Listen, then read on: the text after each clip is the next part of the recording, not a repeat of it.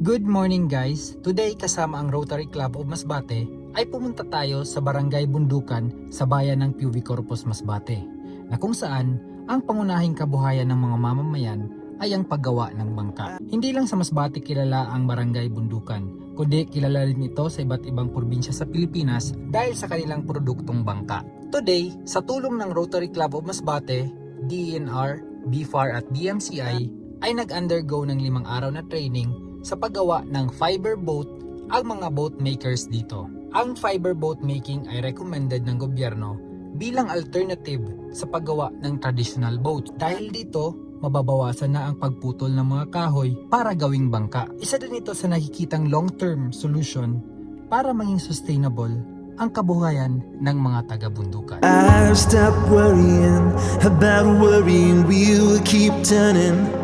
Doesn't matter what I do,